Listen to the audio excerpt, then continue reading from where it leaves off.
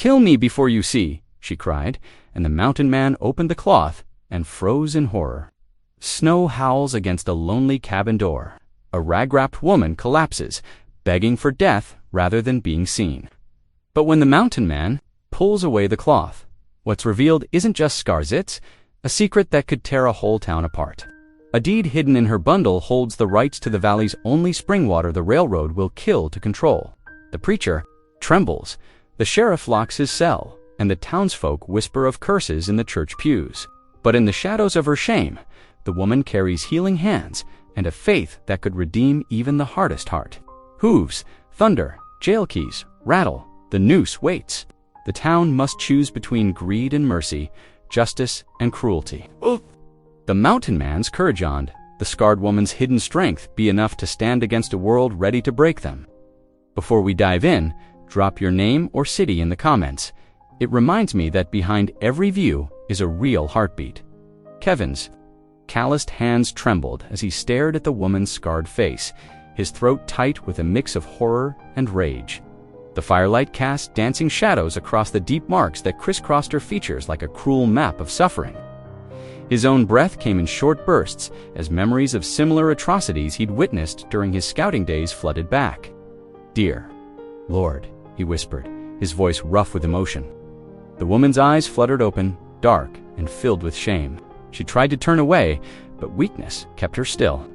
"Now you see," she managed, her words barely audible. "Better to die clean in the snow than live marked like this." Kevin's jaw clenched. He'd seen plenty of evil in his years on the frontier, but this struck him to his core.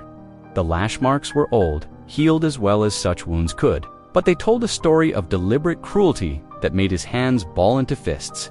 "No," he said firmly, surprising himself with the force of his response.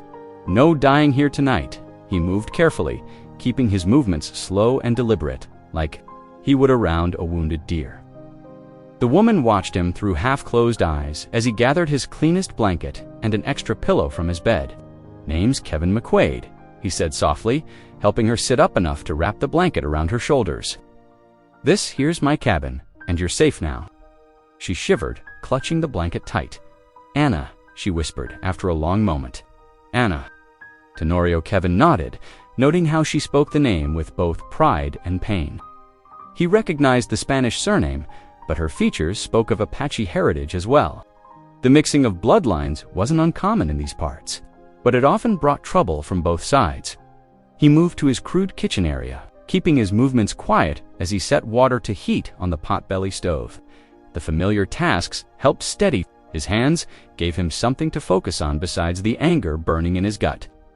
Whoever had done this to her, he pushed the thought away. Right now, she needed help, not vengeance. "Got some willow bark tea," he said, measuring the dried bark. Into a tin cup. Help with the pain and fever. Anna watched him with wary eyes, like a wounded animal expecting another blow. The fear in her gaze cut him deeper than he'd expected. He'd grown comfortable with his solitary life, convinced himself he preferred it that way, but seeing her there, broken yet somehow still alive, stirred something he'd thought long dead in his soul. "Why?" she asked suddenly, her voice stronger but still rough. "Why help someone like me?"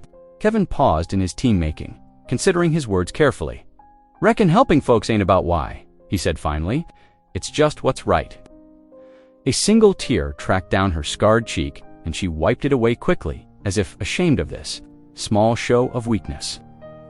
Kevin pretended not to notice, giving her what privacy he could in the close confines of the cabin. The wind howled outside, rattling the shutters and driving snow against the windows. Kevin added another log to the fire, watching the sparks rise up the chimney. The warmth was slowly bringing color back to Anna's face, though she still shivered beneath the blanket. When the tea was ready, he brought it to her, supporting her head as she sipped. Her fingers brushed his as she took the cup, and he felt how they still trembled with cold and exhaustion. "Been walking long?" he asked, keeping his tone casual. Anna nodded slightly. 2 days, she admitted, had to leave quickly. Her eyes darted to the window, and Kevin saw real fear there. "Nobody's following tracks in this storm," he assured her, "and if they try when it clears, He glanced meaningfully at his rifle propped by the door. The message was clear. She had his protection, whether she wanted it or not. She studied him for a long moment, something like hope flickering in her eyes before doubt clouded them again. "You don't know what you're offering," she said softly. "These scars, they're not just on my skin. The man who gave them to me, he has power, money, heal. He'll find an old mountain man who ain't afraid of him or his money." Kevin cut in firmly, "Rest now. Tomorrow's troubles can wait for tomorrow." Ana's eyes grew heavy, the warmth and tea finally overwhelming her exhaustion. As she drifted off, Kevin saw her hand go to her throat, touching something hidden beneath her collar, a gesture that seemed both protective and worried. He settled into his chair by the fire, rifle across his knees. Whatever she was running from, whoever had hurt her so badly, they'd have to come through him first. And Kevin McQuaid had learned long ago how to stand his ground. Through the long night, Kevin kept his vigil.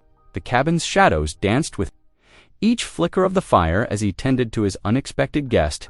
Every hour, he heated stones in the flames, wrapping them in cloth before tucking them near Ana's feet. The familiar motions helped quiet his troubled thoughts, though they couldn't silence them completely. He'd prepared a simple broth from dried venison and herbs, carefully spooning it between her cracked lips whenever she stirred. "Easy now," he murmured, supporting her head. "Just a little more." Ana drifted between consciousness and fevered sleep, sometimes muttering in Spanish, other times in Apache. Kevin understood enough of both to piece together fragments of terror and flight. His jaw tightened as he caught words about a public whipping, about cruel men in fine suits, about accusations of theft. "Tenorio," she'd whispered when fever briefly released its grip. "Ana Tenorio." Her eyes had found his, desperate for him to understand. "My father was Apache, my mother Mexican." Pride and pain mingled in her voice before. Exhaustion pulled her under again. Kevin's hands shook as he wrung out a cool cloth and laid it across her forehead. The name Tenorio tugged at his memory, but it was her words about heritage that struck. Deepest, half Apache, half Mexican, caught between worlds that often showed little mercy to their own, let alone those who straddled the divide. Shame burned in his gut as memories surfaced from his scouting days.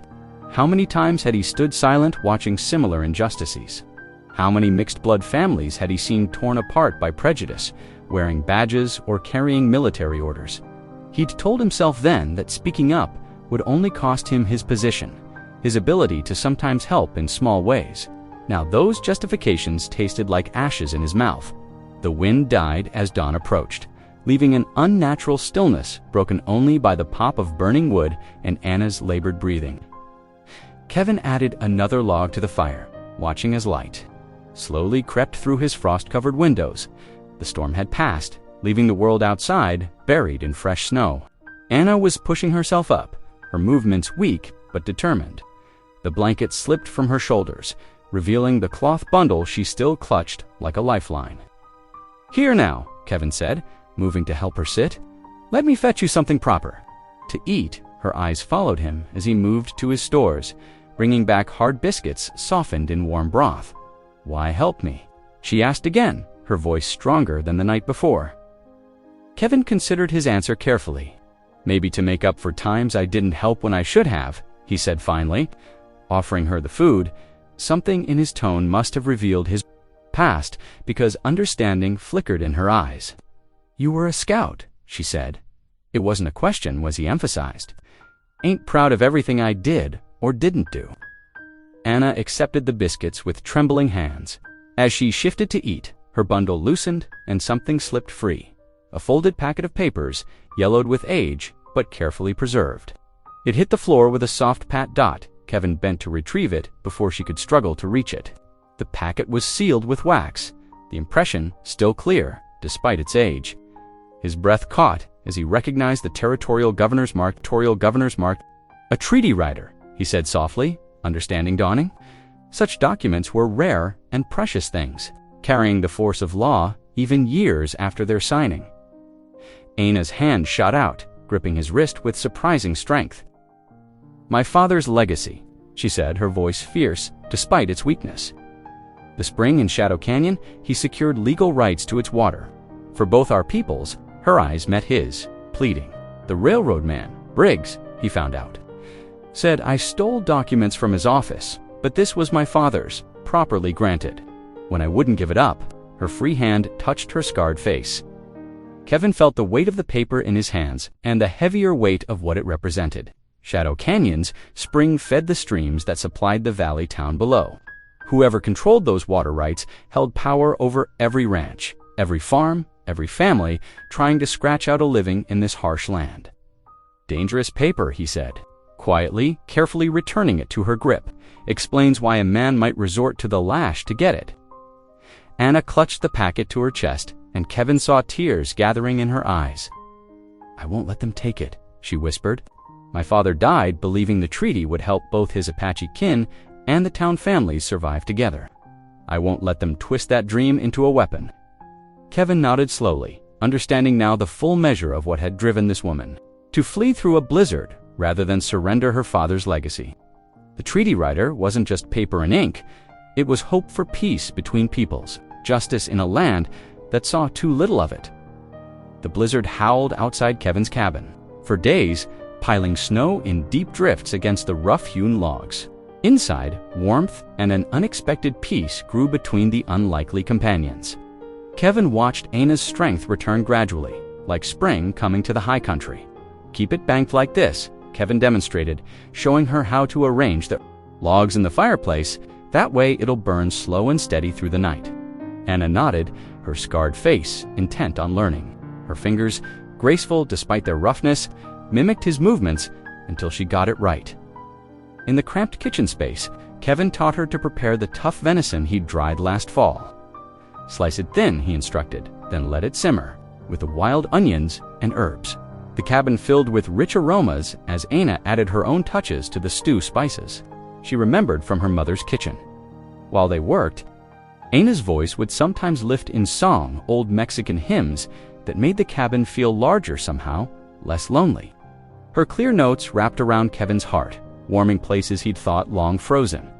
Other times, she taught him Apache prayers, showing him how to honor the dawn and thank the Creator for each day's gifts. My father taught me these, she said softly one afternoon, her needle flashing as she mended one of Kevin's worn shirts. He said prayers are like water. They find a way through the hardest stone if you give them time. Kevin found himself watching her more and more, not her scars, but the grace in her movements, the quiet strength in her eyes. Yet he couldn't miss how she startled at every unexpected sound. A branch breaking under Snow's weight would make her freeze. Clutching at the treaty writer she kept always close. They won't find you here, he tried to reassure her, but Anna's eyes remained haunted. Briggs has men everywhere, she whispered. The railroad doesn't forget. On the fourth evening, Kevin needed to check his trap line before dark. I won't be gone long, he promised, pulling on his heavy coat. Keep the door barred. The winter air bit at his face as he trudged through the snow, checking each trap with practiced efficiency. He was nearly finished when he heard the crunch of hooves on frozen ground. Instinctively, he melted back into the trees. Old Joe Miller came into view, riding his ancient mule. The prospector had been working these mountains almost as long as Kevin, and they'd shared coffee and stories more than once. But something in the way the old man studied Kevin's cabin made his spine stiffen. Evening, Joe, Kevin called out, stepping into view with careful casualness. Joe started, then recovered. Kevin didn't expect to find you home in this weather. His eyes strayed to the cabin's window, where lamplight gleamed. Through the frost-rimed glass, Anna's shadow moved. Kevin saw the moment Joe caught sight of her face. The old man's expression shifted from curiosity to shock, then something like fear. Before Kevin could speak, Joe had wheeled his mule around and was heading back down the trail, much faster than he'd come. Kevin's heart sank. Joe Miller's tongue was as loose as his prospecting, had been unsuccessful.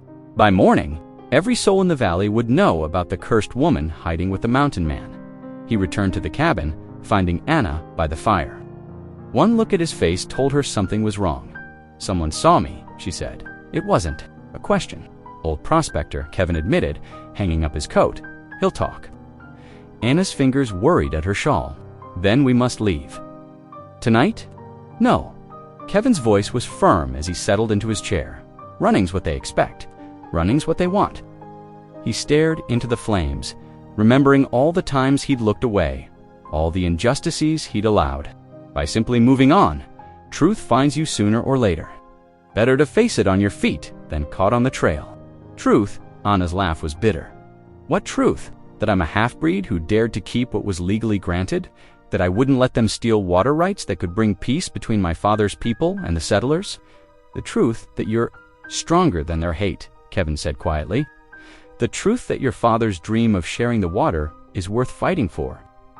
He met her eyes across the fire. The truth that you're not alone anymore. Anna's hands stilled on her shawl. In the silence that followed, they both knew Kevin had chosen his side. Whatever trouble morning might bring, they would face it together through the night. Snow continued to fall, but lighter now. By dawn, the storm would clear, and with it would come decisions that could no longer be postponed. Kevin added another log to the fire, and Anna's voice rose softly in prayer as they waited for morning. Dawn brought clearing skies and a hushed landscape draped in fresh snow. Kevin worked methodically in the bitter morning air, hitching his sturdy mule to the wooden sled he used for hauling supplies. His breath clouded as he secured extra blankets and furs across the rough-hewn boards. Anna emerged from the cabin wrapped in Kevin's spare coat, clutching her precious bundle close. Her eyes darted across the pristine white expanse, searching for danger in every shadow.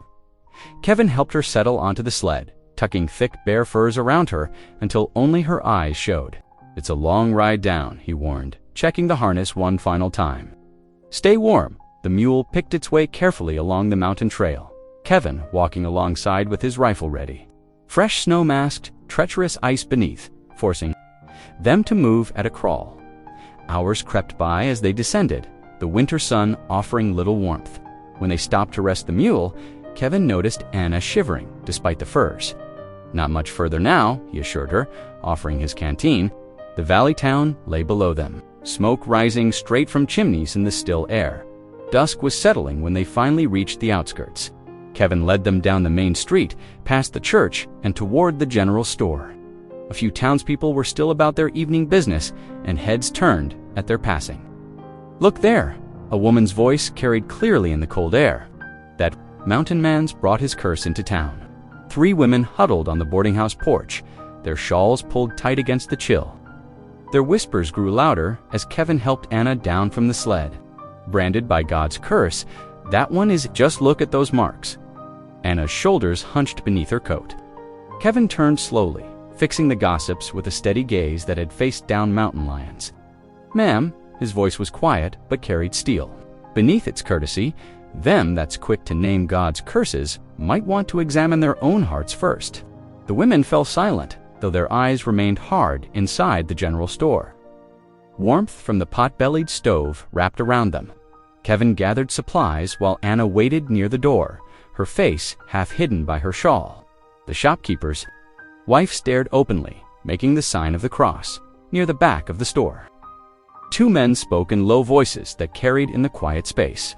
Railroads offering good money for water rights these days, one said, especially up by Eagle Spring. Boss Briggs says that's the key to controlling the whole valley. Heard tell some half-breed family had papers to it once, the other replied. But ain't nobody seen proof of that. Kevin's hands stilled on the flour sack he was lifting. Eagle Spring, the very water source named in Anna's deed. He gathered their supplies quickly, paying without meeting the shopkeeper's curious gaze. The ride back up the mountain seemed longer, though the trail was already packed from their earlier passage. Kevin's mind churned with what he'd overheard. If Briggs learned about Anna's deed, he'd stop at nothing to claim it. Anna sat silent beneath the furs, but he could feel her trembling. When they passed the halfway point, Kevin finally spoke. "You're safe with me," he said firmly, though his eyes scanned the darkening forest. "Won't let any harm come to you." Back in the cabin, Kevin stoked the fire until warmth drove out the evening chill. Anna's hands shook as she unwrapped her precious bundle, smoothing the creased paper with gentle fingers. "My father gave me this the night he died," she said softly, lamplight flickering across her scars. "He made me promise to protect it, said it was hope for both his people and the settlers. her voice caught. The spring could water both the reservation lands and the valley farms if shared fairly. That's what he dreamed of, peace through shared blessing. Kevin watched her trace the faded words, understanding now why Briggs had ordered her beating. The railroad boss wouldn't want proof of legal native water rights surviving. "Your father was a wise man," Kevin said quietly. "Reckon that's why they feared him." Anna's eyes met his across the document that had cost her so much. "I cannot fail him," she whispered. "But I am so tired of being afraid." Kevin added another log to the fire, his weathered face thoughtful in the dancing light. The simple trip to town had revealed the true scope of their danger. Briggs controlled not just the railroad, but many of the townspeople through money or fear. And now Kevin had publicly sided with Anna, there would be consequences. But watching her carefully fold the deed away, Kevin knew he wouldn't have chosen differently. Some things were worth standing for, no matter the cost. The knock came 3 days later, sharp and sudden against Kevin's cabin door. Anna startled from where she sat mending by the fire, her fingers clutching the needle tight. Kevin reached for his rifle, then relaxed as a familiar voice called out, "Kevin McQuaid, it's Reverend Cole." Kevin opened the door to find the circuit preacher stamping snow from his boots. The young reverend's face was wind-chapped, his black coat dusted with fresh powder. "Mighty cold right up here," Reverend Cole said, stepping inside. He stopped short at the sight of Anna, his eyes widening at her scarred face, before he caught himself and offered a gentle smile. "Miss Tenorio, I presume? I've heard talk in town." "Would you take coffee, Reverend?" Anna asked softly, already reaching. For the pot, they settled around Kevin's rough-hewn table, steam rising from tin cups. Anna told her story in quiet words, the beating, the hidden deed, her father's dying wish. The Reverend listened intently, his young face troubled. "This puts me in a difficult position," he said finally. "The railroad holds much power here. Sheriff Dugan does their bidding without question." He turned to Kevin. "Standing with her will bring their wrath down on you both." "Already made my choice," Kevin said firmly. The Reverend nodded slowly. "I'll pray for you both." He finished his coffee and rose to leave, pausing at the door. "Be careful, my friends. Briggs isn't known for mercy." After the Reverend's departure, Kevin grew more determined. Each morning, he took Anna into the surrounding forest, teaching her the skills she'd need to survive alone if necessary. She learned to set snares for rabbits, her clever fingers quickly mastering the wire loops. He showed her how to read weather in the clouds, find north by the moss on trees, and locate the freshest springs. "Time you learn to ride," he announced one clear morning, leading out his spare horse, a steady bay mare. Anna approached cautiously, but the horse merely nudged her shoulder with a velvet nose. "I had a pony once, when I was small," Anna said, stroking the mare's neck. "Before my father died, Kevin showed her how to saddle up, check the cinch, mount smoothly." Soon she was trotting circles in the packed snow of the yard, her face bright with achievement. The scars seemed to fade when she smiled like that. It was mid-afternoon, a week later, when Kevin heard hoofbeats approaching. Anna was instantly alert, but Kevin's keen eyes picked out a woman on a struggling horse, clutching something to her chest. Sarah Bell, he identified the widow. Something's wrong. The woman nearly fell from her horse, revealing the bundle in her arms to be her young daughter. The child's face was flushed with fever, her breathing labored. "Please," Sarah gasped. "She's been sick 3 days. Doctor's away in the next town. I didn't know where else to turn." Anna stepped forward, her healer's instincts overriding her usual caution. She placed a gentle hand on the child's forehead. "How long has she been drinking from the South Creek?" Sarah blinked in surprise. "About a week. The usual spring dried up. The water's gone bad there," Anna said firmly. "I've seen this sickness before. Bring her inside." Kevin watched as Anna took charge, her movements sure and practiced. She set water to boil, then gathered dried herbs from her own carefully kept stores. Her hands moved swiftly, crushing leaves, mixing a poultice, all while murmuring soft comfort to the frightened child. Through the long afternoon and into evening, Anna tended the sick girl. She spooned herb-steeped tea between parched lips, changed cool cloths on the burning forehead, and sang quiet Mexican lullabies when the fever brought restlessness. Sarah hovered nearby, her earlier prejudice forgotten in maternal worry. Near midnight, the child's fever finally broke. Sarah wept as her daughter's eyes cleared, asking for water in a stronger voice. "I can never repay you," Sarah whispered. Clutching Anna's hand, "The things people said about you, I was wrong." "So wrong. There is nothing to repay," Anna replied softly. "This is what I was meant to do." Kevin, watching from his corner, saw how straight Anna's shoulders had become, how steady her hands were as she mixed a final dose of medicine. The fear that usually shadowed her eyes had been replaced by quiet confidence. In helping another, she had found a piece of herself again. Sarah insisted on bundling several jars of preserved vegetables and a loaf of fresh bread into Anna's arms before leaving. "I won't forget this," she promised. "You have a friend in town now, no matter what anyone says." After they'd gone, Kevin found Anna standing in the doorway, watching the stars emerge above the snow-laden pines. "You did good work today," he said. "Simply, it feels right," she answered, using these hands to heal instead of hiding. She turned to him, starlight catching the silvered scars on her face. "Thank you for giving me that chance." Word spread through the valley like water seeping through soil. Whispers of Anna's healing touch passed from mother to mother, neighbor to neighbor. At first, messages came tentatively. A folded note, pressed into Kevin's hand at the general store, a child sent running up the mountain path with whispered pleas for help. Sarah Bell's daughter had recovered fully, and the mother spoke carefully but firmly to those who would listen about the gentle healer. In the mountain cabin, other mothers, watching their own children suffer through winter ailments, began to weigh their fears against their needs. One morning, Kevin found a basket outside their door containing fresh eggs and a note requesting help for a teething baby. The next week, it was an elderly man's son asking if Anna knew anything for his father's cough. She helped them all, mixing her remedies and sharing her knowledge while Kevin kept watch from the shadows. The winter sun hung low in the afternoon sky when Kevin hitched up his wagon for the monthly supply run. The town's main street was wet with frozen mud, and few people were about in the bitter cold. He had just finished loading sacks of flour when a heavy hand fell on his shoulder. McQuaid, Sheriff Dugan's voice, was gravel rough. "Need a word?" Kevin turned slowly, keeping his face neutral despite the anger already simmering in his gut. The sheriff's badge gleamed dully in the weak sunlight. "Been hearing things," Dugan continued, thumbs hooked in his gun belt, "about that scarred squaw you're harboring up there." Kevin's hands tightened on the wagon's edge. The slur hit him like a physical blow, but he held his tongue, knowing any reaction would only make things worse for Anna. Foker saying, "She's playing at being a healer." Duggan's eyes were cold. "Railroad don't want any trouble up here, McQuaid. Best keep her away from decent folk." "She's done nothing wrong," Kevin said quietly, each word measured. "She ain't welcome here." Duggan stepped closer, his voice dropping. "Mind you, remember that?" Kevin mounted his wagon without another word, though his hands shook with suppressed rage as he took up the reins.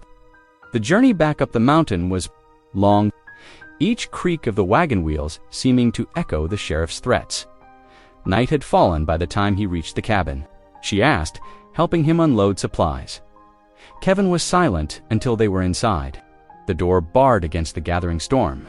Finally, he sank into his chair by the fire, the weight of old guilt pressing down on him like a physical thing. "I should have spoken up years ago," he said, his voice rough. "When I was scouts with the army, I saw things, cruel things done to your people. Kept my mouth shut, told myself it wasn't my business." He stared into the flames. Been carrying that shame a long time. Anna settled in the chair opposite him, her scarred face thoughtful in the firelight. For many months after this, she gestured to her face. "I prayed every night for God to let me die. The shame was too heavy." She touched her scars gently. "But he had other plans, it seems." "How did you keep your faith?" Kevin asked softly after everything. "Faith was all I had left," she replied. "When they took my pride, my beauty, my place among people, faith remained." She smiled slightly, like a small flame in darkness.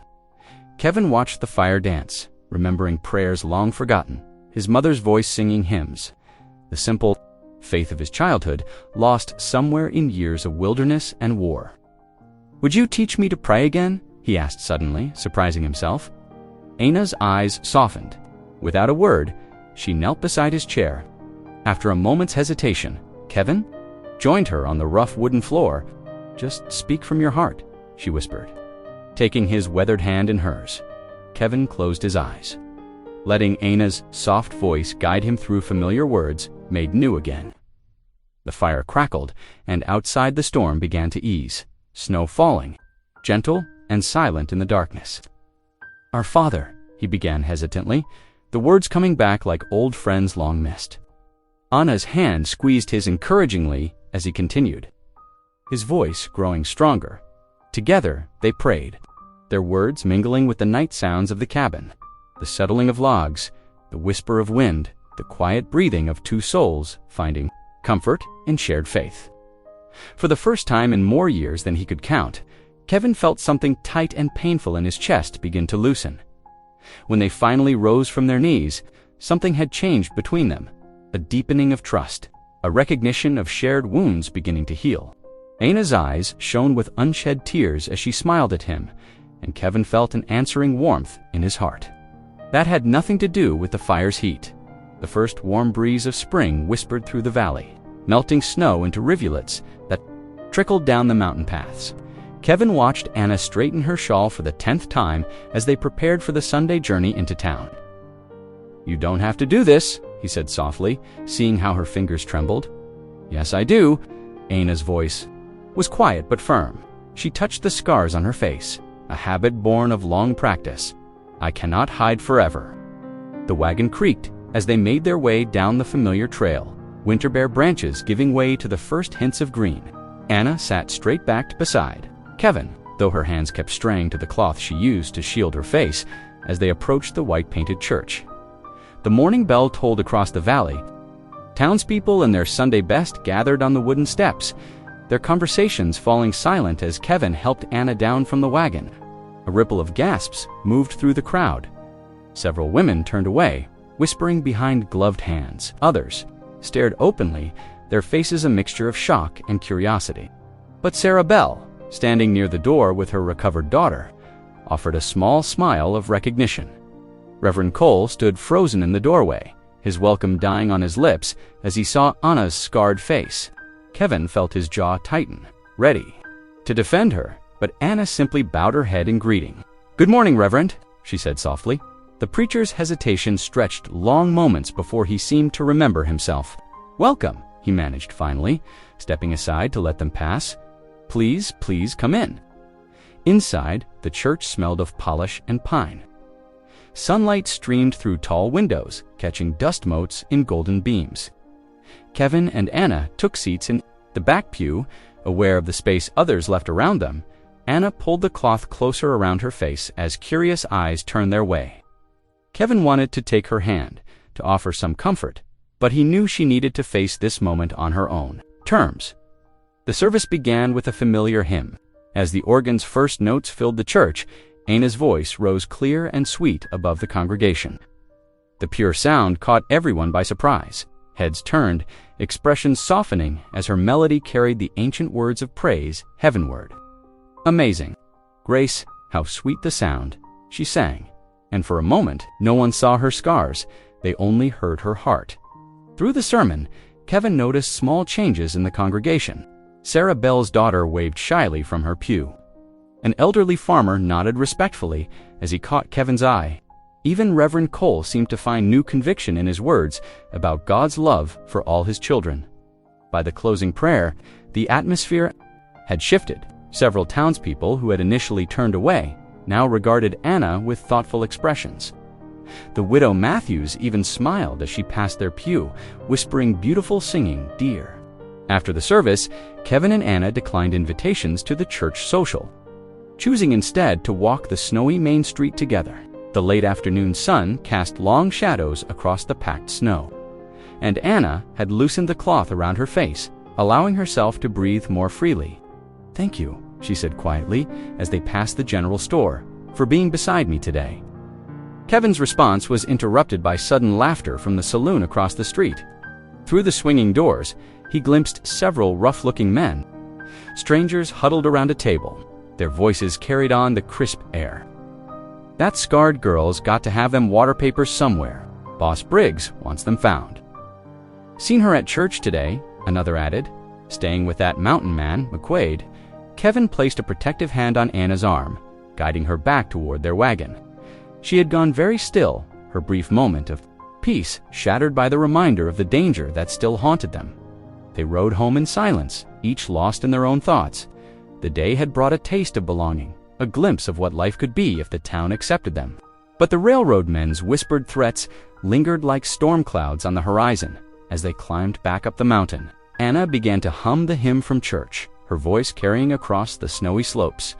Kevin listened, remembering how that same voice had touched hearts today, building bridges where before there had been only walls. The sun was setting by the time they reached the cabin, painting the snow-covered peaks in shades of rose and gold. Despite the shadows gathering in the valley below, Kevin felt a fierce pride in Anna's courage. She had faced the town's judgment with grace, and some hearts, at least, had begun to thaw. The mountain air grew colder as Kevin and Anna approached their cabin in the fading light. Kevin noticed at first fresh hoofprints circling their home like hungry wolves. His hand moved to his rifle as he helped Anna down from the wagon. "Stay close," he murmured, scanning the tree line. The prints told a story. 3 horses, maybe 4, had been here not long ago. They reached the cabin door together, and there it was, a piece of paper pinned with a knife fluttering in the evening breeze. Kevin yanked it free, his face hardening as he read the crude scrawl. "Hand over the deed or burn with her." Anna's breath caught as she read the words over his shoulder. Her fingers found the deed, safely hidden in her dress pocket. "They know," she whispered inside the cabin. Kevin stoked the fire with angry jabs, sending sparks flying up the chimney. The flames cast dancing shadows on the walls as he paced, his jaw set tight. "I'm riding to town at first light," he declared, checking his rifle for the 3rd time. "Sheriff Dugan needs to know about these threats." Anna touched his arm gently. "The sheriff may not be our friend in this," she warned, but Kevin shook his head. "He's still the law. He has to listen." They passed a restless night, taking turns. Watching when dawn broke pale and cold over the mountains, Kevin saddled his horse. Anna stood in the doorway, clutching her shawl against the morning chill. "I'll be back before sunset," he promised. "Bar the door. Don't open it for anyone." Anna watched until he disappeared down the trail, then turned to her morning prayers. She knelt by the bed, asking for strength, for protection, for guidance. Hours crept by with no sign of Kevin's return.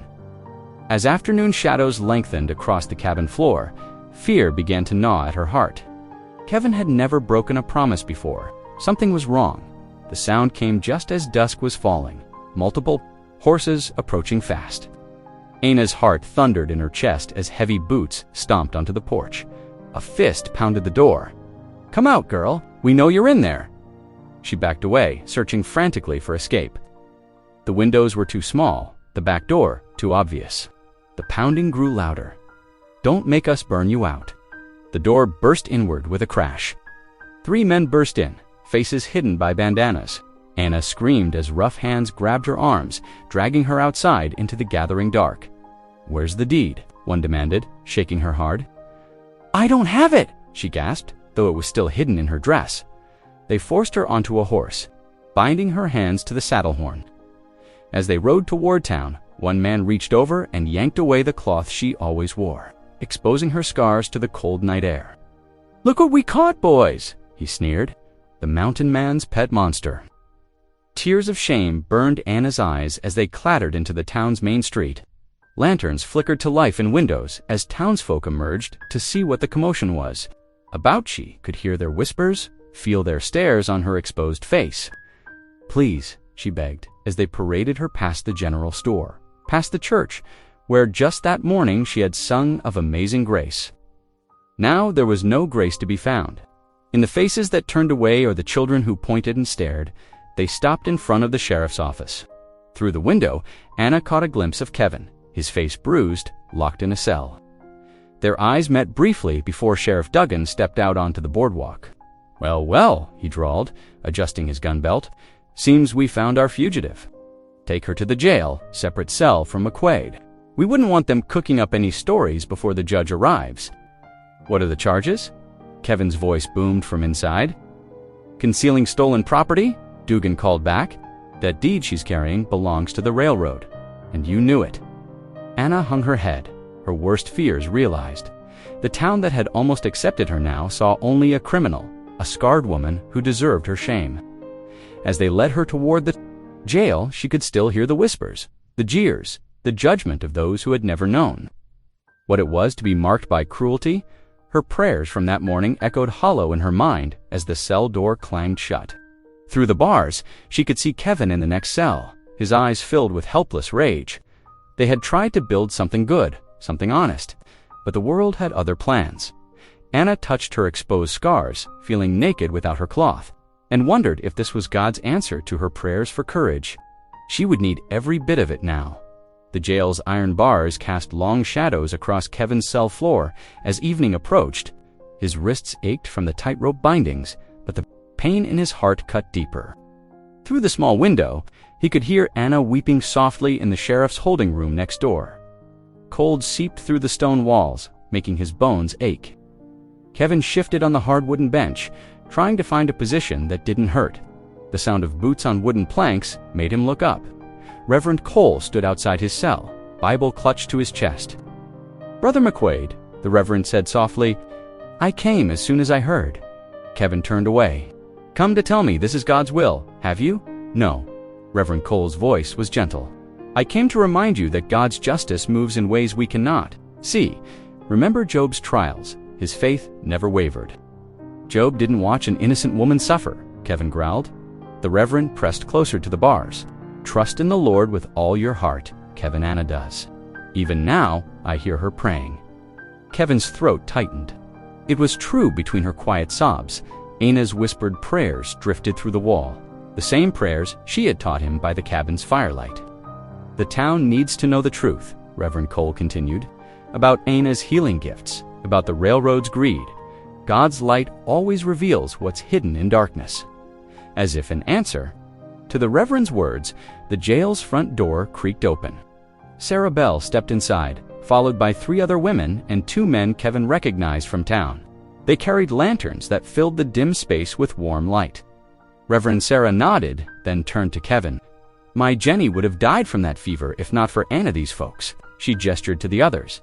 Their children too were saved. By her medicines, a weather-beaten farmer stepped forward. "My boy's croup cleared right up with her herb tea. Breathing easy now, praise the Lord." "And my Mary's infected cut?" added another woman. Anna drew the poison right out. Never asked. For payment, neither. Kevin watched in amazement as more townspeople filed in, each with a story of Anna's quiet kindness.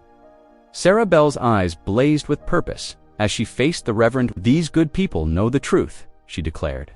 "Anna Tenorio is a blessing too. This town, not a criminal. That railroad boss means to destroy her for a piece of paper, but we won't stand for it." Reverend Cole's face showed both worry and hope. The law serves money, not justice," Sarah cut in. "We're making this right tonight." Kevin felt something shift in his heart. Watching these ordinary folks stand up for Anna, he remembered her simple faith, her gentle ways. Slowly, he lowered himself to his knees on the cold floor. "Lord," he prayed aloud, voice rough with emotion, "give me strength to protect her. Show me the way." The townspeople fell silent, heads bowed. Even Sarah Bell wiped away a tear. The Reverend opened his Bible, reading softly, "Be strong and courageous. Do not be afraid. Do not be discouraged, for the Lord your God will be with you wherever you go." Hours later, after most had gone home, Sarah Bell returned with 2 men Kevin knew as reliable hands from the Circle T Ranch. The jail was quiet except for the snores of the deputy sleeping at his desk. "Here," Sarah whispered, passing something through the bars. A key gleamed in the faint moonlight. Kevin's heart pounded as he worked his bound hands to grasp it. "Why risk this for us?" "Because it's right," she answered simply. "Anna showed us what mercy looks like.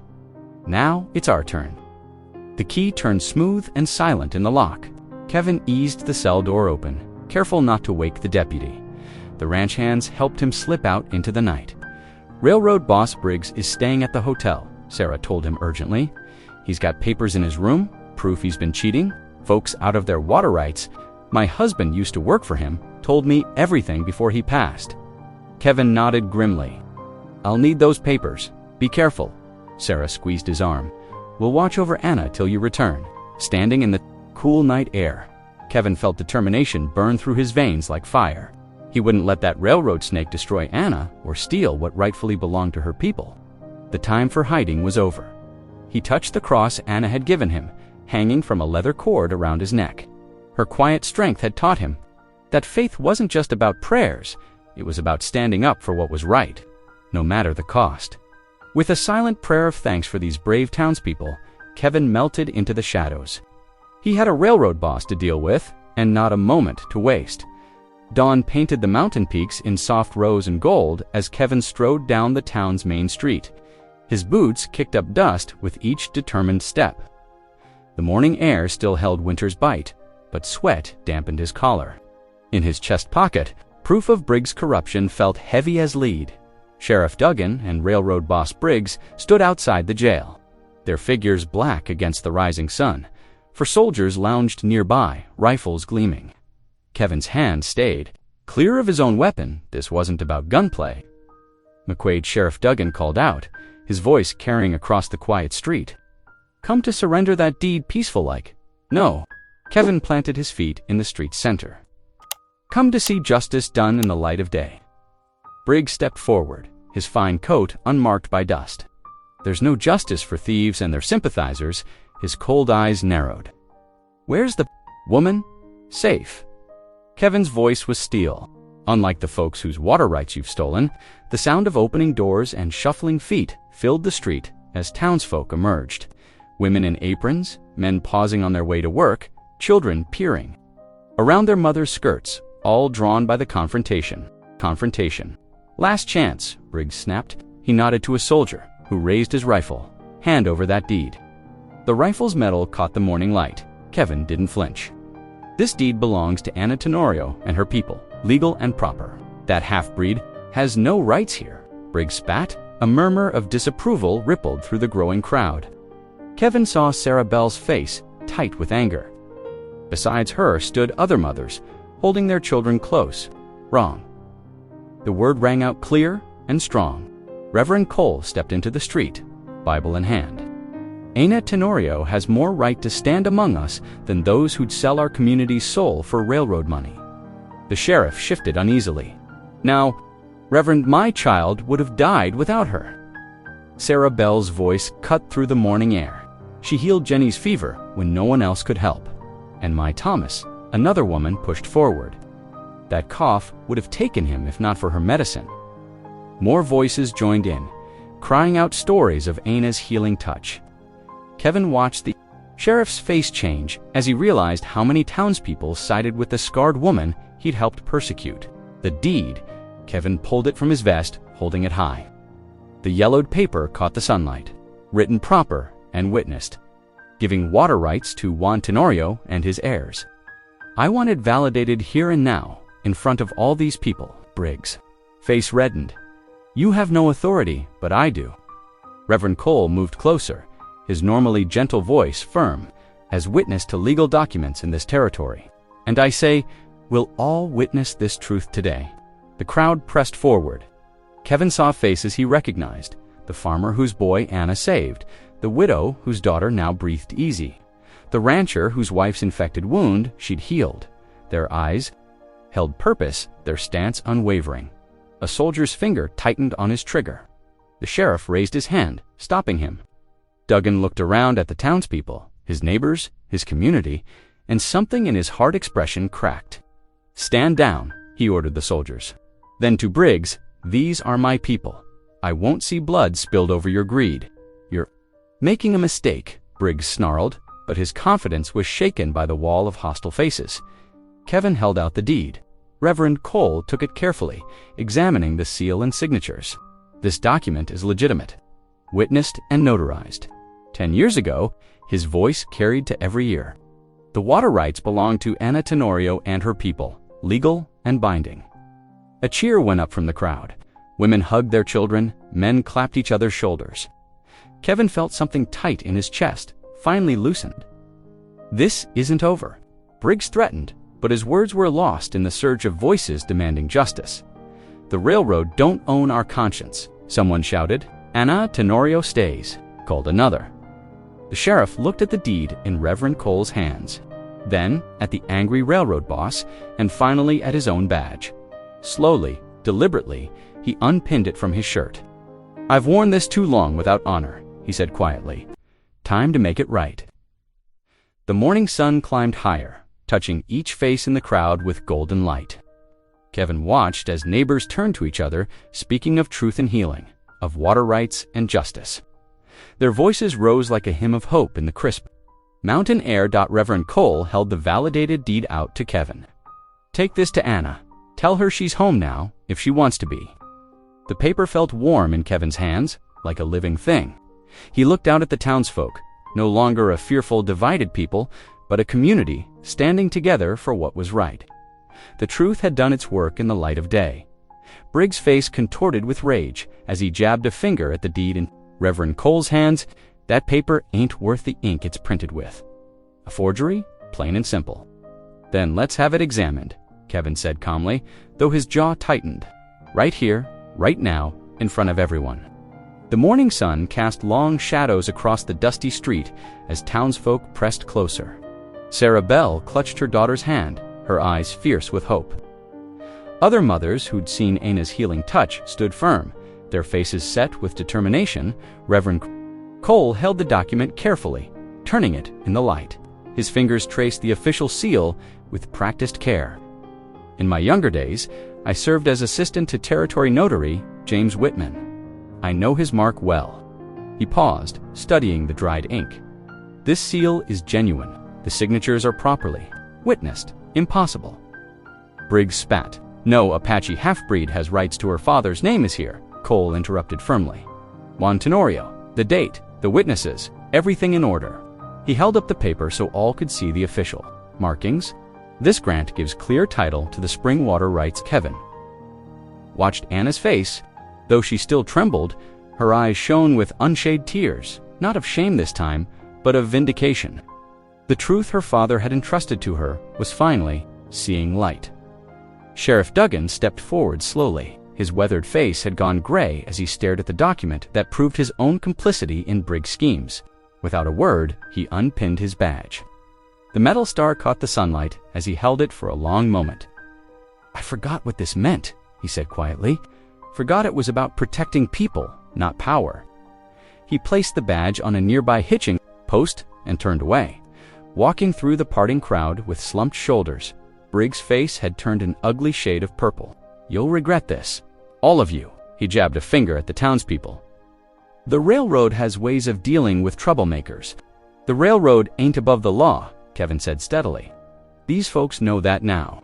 And we stand together, Sarah," Bell added, her voice strong and clear. Other voices joined in agreement. The crowd moved closer, presenting a unified front against Briggs' threats. Even his hired soldiers looked uncertain now, their rifles lowered. Briggs glanced around at the hostile faces surrounding him. His confident swagger crumbled. With a final snarl of rage, he spun on his heel and stormed toward the saloon, his fine coat flapping like angry wings. Anna stood trembling near Kevin, her scarred face exposed to the morning light. But now, instead of gears and cruel whispers, she heard words of support from the gathered townsfolk. "You saved my boy," one mother called out. "We won't forget that." "Your father would be proud," Reverend Cole said gently. Holding out the validated deed, Anna's fingers shook as she took the document. Kevin watched her trace the letters of her father's name, saw the weight of her promise finally lift from her shoulders. She had protected the truth, just as she'd sworn to do. Carefully, Kevin placed his arm around her shoulders. She stiffened for just a moment before leaning into his strength. Together they walked through the crowd, accepting quiet words of support and gentle touches of encouragement. The climb back to the cabin seemed easier somehow, though the trail was just as steep. The afternoon sun warmed the snow-patched ground, and somewhere a meadowlark trilled its spring song. That evening, Kevin built up the fire while Anna prepared their simple supper. The cabin felt different, warmer somehow, as if the walls themselves celebrated their victory. The deed lay safe on the mantel, its truth finally revealed to all. Anna hummed softly as she stirred the stew pot, an old Mexican hymn of thanksgiving. Her face, though still bearing its scars, held a peace Kevin had. Never seen before, she moved with new confidence, no longer hunching to hide her marks from view. The fire's glow filled every corner of the cabin, chasing away the last shadows of fear and shame. Outside, the mountain wind sang through the pines, not a lonely sound anymore, but a chorus of freedom. Kevin watched Anna ladle stew into their bowls, saw how her hands had steadied, how she held her head high now. Hope had found its way back into her heart, just as surely as spring was finding its way back to the mountain dot. The mountain air carried the sweet scent of melting snow and new grass as spring crept higher up the slopes outside Kevin's cabin. Tiny purple wildflowers pushed through patches of retreating white, reaching for the strengthening sundot inside. Anna carefully measured dried herbs into small cloth pouches while explaining their use to Sarah Bell. 3 pinches in hot water, morning and night, until the cough eases, she instructed, her voice gentle but sure. Sarah nodded, tucking the remedy into her apron pocket. Much obliged, Anna. My Thomas hasn't slept proper in days with that chest cold. Sarah hesitated, then reached out to squeeze Anna's hand. We're blessed to have your knowledge here. Anna's fingers automatically rose to touch the cloth she still wore draped loosely around her neck, but she didn't pull it up to hide her face as she once would have. The scars remained, deep furrows that would never fade, but something had changed in how she carried them. Kevin, watching from his chair by the window where he mended trap lines, saw the small smile that curved Anna's lips. These visits had become regular now, mothers seeking remedies, elderly folks wanting liniment for aching joints, even young men sheepishly requesting help with festering cuts or broken bones. Later that afternoon, more footsteps crunched on the melting snow outside. This time, it was Reverend Cole, come to personally invite them to Sunday service. The congregation misses your voice in the hymns, Anna, he said warmly, and several folks asked specifically that I make sure you both attend. Kevin saw Anna's eyes brighten, though uncertainty flickered across her face. I would like that, she said softly, one hand straying to her ever-present cloth. That Sunday morning, they rode down together, Kevin's steady mare picking her way along the muddy trail. The church's white clapboard walls gleamed in the spring sunshine. As they approached, Kevin felt Anna tense beside him. You don't have to do this, he said quietly. Anna straightened her shoulders. Yes, I do. But her fingers worked nervously. At the cloth's edge, this time when they entered, no one gasped or turned away. Instead, Sarah Bell hurried forward to guide them to a pew near the front. Other townsfolk nodded and smiled in greeting. Mrs. Peterson, whose grandson Anna had treated for fever just days ago, pressed Anna's hand warmly as they passed. When the singing began, Anna's voice rose clear and strong above the congregation. Kevin watched her from the corner of his eye, saw how she gradually relaxed into the familiar rhythms of worship. The cloth slipped down to her shoulders, forgotten in the joy of praise. Reverend Cole's sermon that day focused on 1 Peter, speaking of the stone that builders rejected becoming the cornerstone. His eyes met Anna's as he spoke of how God often worked through those the world had cast aside. What men see as marks of shame, he said, his voice carrying to every corner of the church, God can transform into testimony. Our scars tell the story of survival, of faith, tested but not broken. They become proof of His grace, His power to bring beauty from ashes. Kevin heard Anna's quiet intake of breath. A tear traced down her cheek, following the path of a scar, but she didn't move to wipe it away. Instead, she sat straighter, her face lifted to the light streaming through the windows. After the service, as people gathered to share news and fellowship, several women approached Anna to ask about various ailments. Kevin watched from a distance as she listened intently to each one, offering gentle advice and promising to prepare remedies. She's found her calling, Reverend Cole said, coming to stand beside Kevin. Those scars that seemed like such a curse, they led her here to this community that desperately needed her gifts. Kevin nodded, his throat tight with emotion.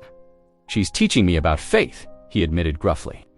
About seeing God's purpose even in pain. That evening, as they rode home through the lengthening shadows, Anna hummed softly.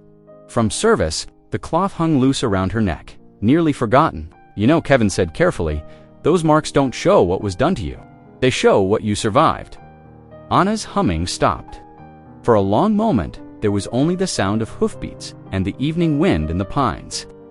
I used to pray for God to take them away, she said finally. Now I'm starting to understand, perhaps. He left them for a reason, to remind me and others that His strength is made perfect in weakness. Kevin reached across to squeeze her hand. You're helping folks see that beauty ain't just skin deep, that healing comes in many forms. Anna smiled, touching her scars with gentle fingers. Perhaps that was my father's wisdom too, trusting me with the deed, knowing that protecting our people's water rights would need someone willing to bear both physical and spiritual marks. The setting sun painted the mountain in shades of gold and rose, turning the remaining patches of snow into diamonds. Anna lifted her face to catch the last warm rays, no longer hiding from the light. Kevin's axe bit deep into pine logs as he worked in the spring sunshine, building sturdy fence posts for the new corral. The sound of hammering echoed across the mountainside while Anna tended her herb garden nearby. Every few minutes, he'd pause to watch her, still amazed at how naturally she belonged here. Anna, he called softly, setting down his tools, would you stay here? With me, his voice roughened with emotion. Make this place our home proper. She turned from her garden, tears welling in her eyes. I once prayed no man would ever look upon me again, she whispered, touching her scars. Now I thank God every day that you found me in that storm. Kevin crossed to her, taking her work-roughened hands in his. Together, they spoke of dreams they'd barely dared to voice before, of giving homes to frontier orphans, of filling the cabin with love and laughter. As if blessing their plans, wagons began arriving from town. Sarah Bell brought chicken feed and 3 laying hens.